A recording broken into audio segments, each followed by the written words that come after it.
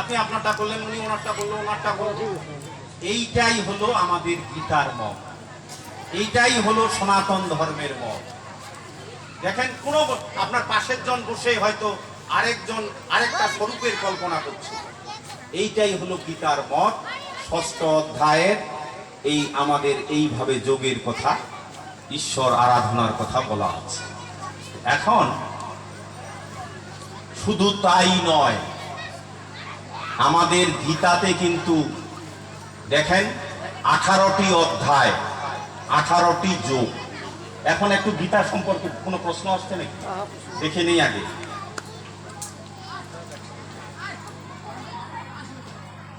মানুষ কি, আমরা যে তিলক করি তা চন্দন সহ করতে হবে না শুধু তিলক করব? এই পৃথিবীতে কেউ ধনী কেউ গরিব, এটা কি কি পূর্বকর্মে ফলে ইত্যাদি। একাদশীর স্বার্থ মতে আপনি তো বলছেন কে যেন গোস্বামী মত, ইচ্ছা কার জন্য কোনটা প্রযোজ্য, আপনি তো বলছেন এগুলা বোধহয়। আচ্ছা আচ্ছা আচ্ছা, সমাধি কাদের জন্য, এগুলো তো বলছে সমাধি কাদের জন্য। আহার সম্বন্ধে, ওরে বাপ ভেজালিয়া। আচ্ছা আচ্ছা, মানে এগুলো কিন্তু সমাধি বলছে। তারপরে আপনারা কেউ তখন ছিলেন কিনা যারা প্রশ্ন করতা, একাদশী ইত্যাদি। যাই হোক, কেউ ধনী কেউ গরিব, আমরা তিলক করি, ওইটা তো বললামই। আচ্ছা ঠিক আছে, আহার। আচ্ছা থাক, আপনারা কি বিরক্ত হবেন যদি 8 ঘন্টা সময় লাগে? হ্যাঁ, আপনি না হয়, আপনি তো মনে করেন না 2টা হলেও থাকবেন, মায়েদের চিন্তা আছে না, বাচ্চাকে খাওয়াবে, অমুক করবে। ও, পদাবলীর দল আছে, তাহলে একটু থাকবে।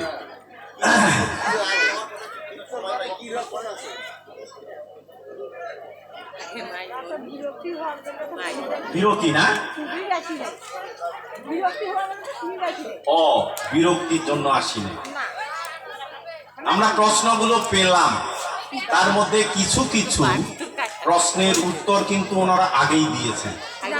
ওই সময় হয়তো ওই প্রশ্ন করতে আসে, মানে এক কথা যদি আমি আবার বলি তাহলে দেখা যাবে যে সময়টা ওরা, আপনারা বাকিরা শুনে নেবেন। আমি আহার সম্পর্কে অনেক গন্ডগোল হয়, আর একাদশী নিয়েও অনেক গন্ডগোল, বিশেষ করে মা একটু বসো, আমাদের গুরুদেব আপনাদের এলাকার, উনি তো আরো বলছেন বা বলবেন। আমি গীতা নিয়ে একটু আলোচনায় যেতে চাই। এখানে কিন্তু প্রশ্নের মধ্যে গীতা আসে না, এবং যেহেতু আপনারা গীতা যজ্ঞ করেছেন, যেহেতু আপনারা গীতাকে গুরুত্ব দিচ্ছেন, যেহেতু গীতা আমাদের সনাতন ধর্মের প্রধান ধর্মগ্রন্থগুলোর মধ্যে একটি, বেদ, উপনিষদ, উপনিষদের সার। মা, এইটা আমাকে দেওয়া যাবে না, আমার না, তুমি অন্যখানে দাও। আমার শারীরিক কারণে ওই বাতাস আর ধোয়া আমার কাশি সৃষ্টি করে, ওইখানে দিলে। হ্যাঁ, মানে এইখানে দিলে ভালো দেখা যেত, কিন্তু হ্যাঁ হ্যাঁ, মানে আমার হয় কি, ওই যে ফ্যানের, করোনার পরে ফ্যান আর ওই যদি ধোয়া একটু আসে, এই কাশি শুরু হবে। হ্যাঁ, ওইটা আমি একটু ক্ষমা প্রার্থনা করতেছি যে এটা আমি, হ্যাঁ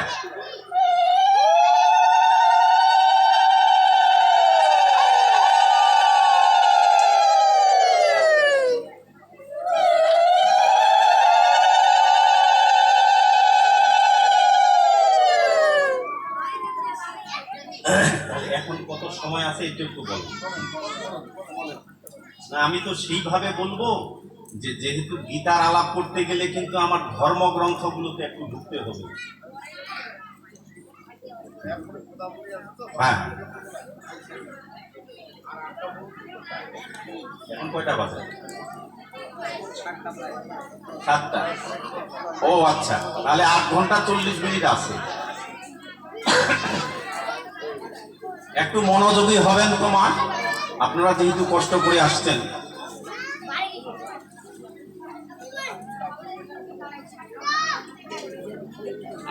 আচ্ছা, আমরা এখন আলোচনায় যাই। সনাতন ধর্মে অন্য ধর্মের মতো একখানা ধর্মগ্রন্থ নয়। যেমন খ্রিস্টান ধর্মের প্রধান ধর্মগ্রন্থ বাইবেল, যেমন বৌদ্ধ ধর্মের ত্রিপিটক, অন্য ধর্মের আরো ধর্মগ্রন্থ আছে, কিন্তু প্রধানত একখানা। এর বাইরে ওই ধর্মের কোনো কথা চলবে না। কিন্তু সনাতন ধর্মের আদি ধর্মগ্রন্থ বেদ। এই বেদ, এখানে কিন্তু কিছুটা আলোচনা করেছেন ডাক্তার কমলাকান্ত। বেদ আমরা চারখানা বলি, তা সীমিত। বেদ জ্ঞান চারটি ভাগে বিভক্ত। একটি ভাগের নাম সংহিতা, যেখানে রয়েছে মন্ত্র। আপনারা বেদ যার কাছে আছে দেখবেন ঋগ্বেদ সংহিতা, যজুর্বেদ সংহিতা, সামবেদ সংহিতা, অথর্ববেদ সংহিতা। ঋগ্বেদে মন্ত্র আছে 10,552। সামবেদে মন্ত্র আছে মতান্তরে 1810, 1875। যজুর্বেদে মন্ত্র আছে 4099। অথর্ববেদে মন্ত্র আছে প্রায় 6000। এই চারটি বেদকে সংহিতার অংশ বলে। এই বেদ জ্ঞান কিভাবে যজ্ঞ করা হবে, কিভাবে মন্ত্র উচ্চারণ করা হবে, এগুলো সম্পর্কে যে শাস্ত্র, এটার নাম ব্রাহ্মণ। এই মানুষ ব্রাহ্মণ নয়, শাস্ত্র ব্রাহ্মণ। আর বেদের অন্তে বা বেদের যে শেষে যে জ্ঞান, তার দুটি ভাগ, আরণ্যক, উপনিষদ।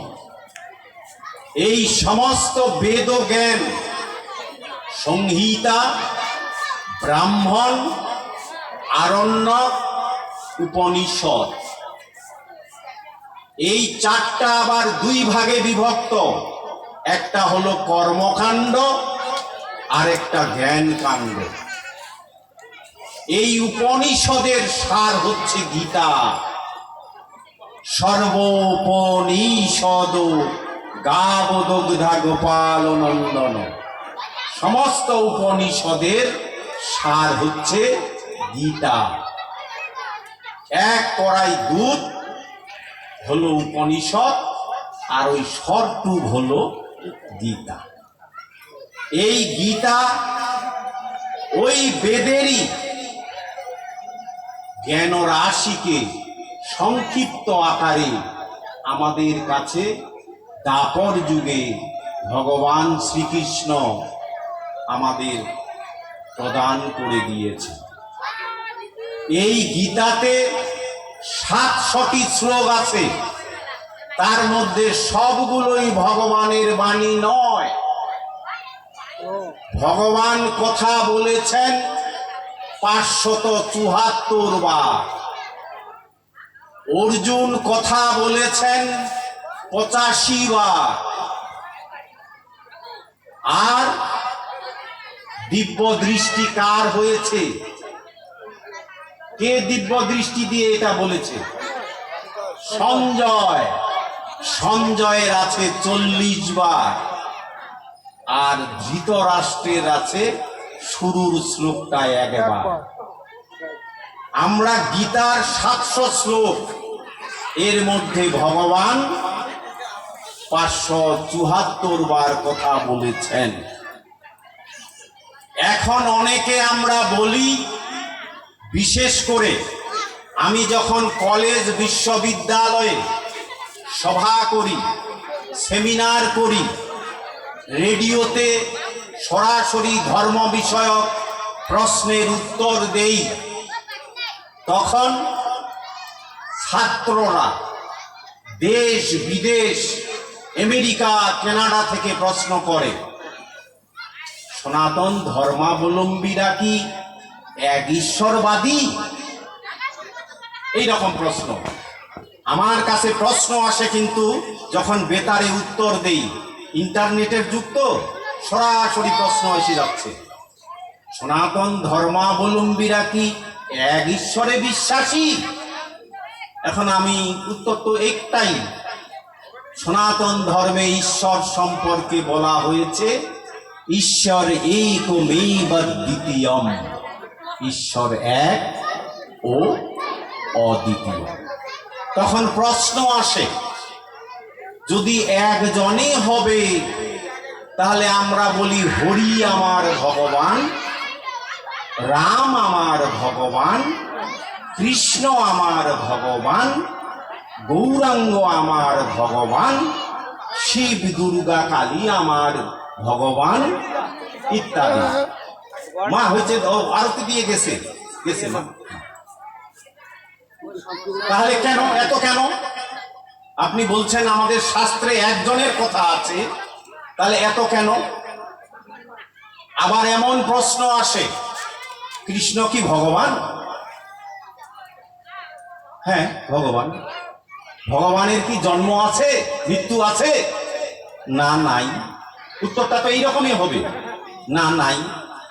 তাহলে শ্রীকৃষ্ণর তো 5000, কোন মতে 5,500 বছর আগে জন্ম হয়েছিল, তিনি 125 বছর বেঁচে ছিলেন, ব্যাধের তীরের আঘাতে তার দেহ গেল, অর্জুন তার সৎকার করলেন, দাহ করলেন, মহাভারতে আছে।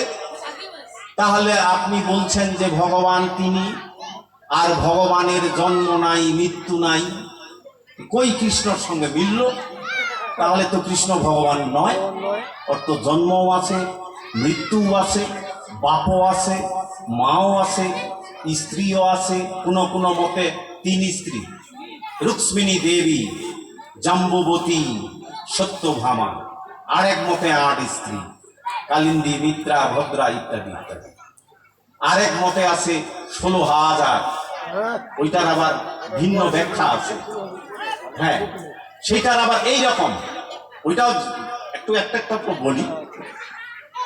যেমন এই 3 আর 8, এটা আমরা শাস্ত্রগুলোতে যেমন পাচ্ছি, 16,000ও পাচ্ছি।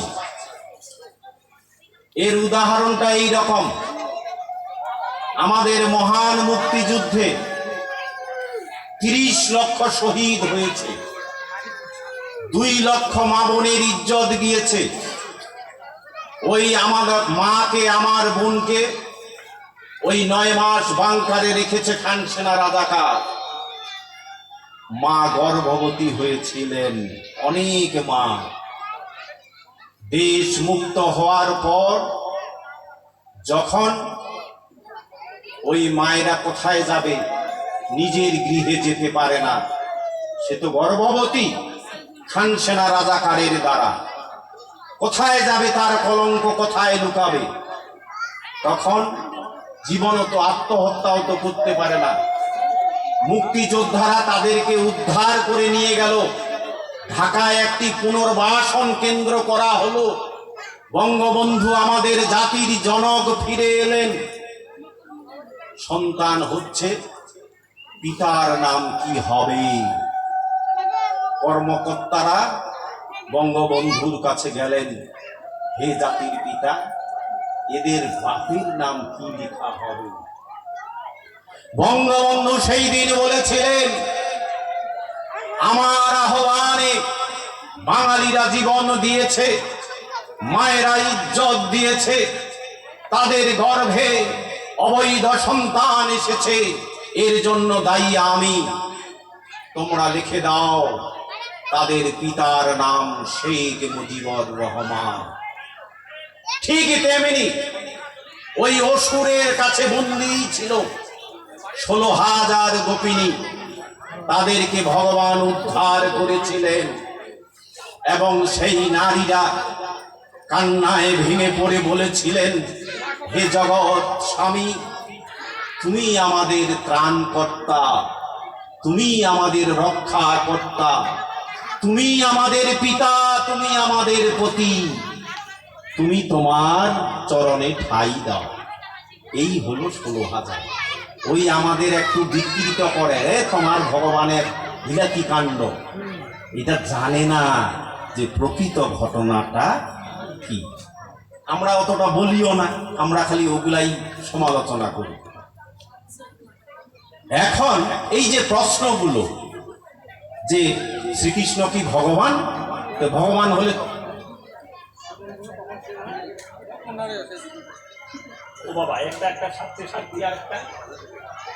বর্ণ প্রথা, ব্রাহ্মণ ক্ষত্রিয় বৈশ্য শূদ্র, জন্মগত না গুণগত, বা কঠিন কঠিন বিষয়। আচ্ছা, এইটা আগে যাক, ভগবান একজন, কৃষ্ণই ভগবান কিনা ইত্যাদি।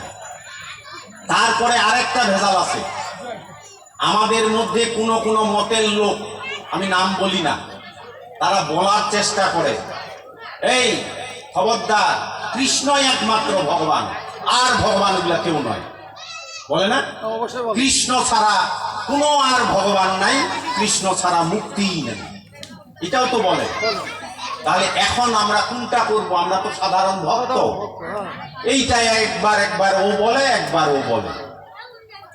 এখন আমি ওই ছাত্রদের, প্রশ্নকর্তাদের এইভাবে বলি, কি বলি, যে কৃষ্ণই একমাত্র ভগবান কিনা তার উত্তর আমাদের শাস্ত্রে আছে। কি বুঝতে অসুবিধা হচ্ছে নাকি মায়েরা? সনাতন ধর্মে স্রষ্টা বা সৃষ্টিকর্তা একজন বলা হয়েছে, অন্য ধর্মেও তাই বলা হয়েছে, ইসলাম ধর্মেও বলা হয়েছে আল্লাহ এক, তার কোনো শরীক নেই।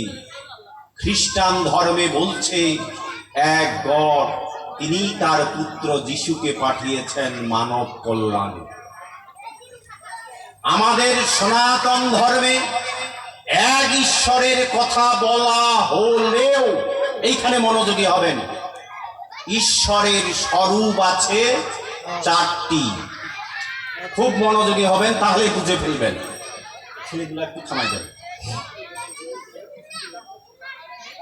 ঈশ্বরের বা স্রষ্টার স্বরূপ হচ্ছে 4টি। কিরকম? আগেই বলেছি, আমাদের উপাসনা 2 রকমের, নিরাকার, সাকার। আমাদের শাস্ত্র বলছে স্রষ্টা যখন এই বিশ্ব ব্রহ্মাণ্ড জগৎ কিছুই সৃষ্টি করেননি, তিনি ছিলেন একা, তিনি ছাড়া আর কোনো কিছুর অস্তিত্ব নেই, তিনি নির্গুণ, তিনি এই জগৎকে সৃষ্টি করেন নাই, তিনি ছাড়া আর কিছু নাই, তিনি নিরাকার। এই যখন তার স্বরূপ, তখন তাকে বলে ব্রহ্ম।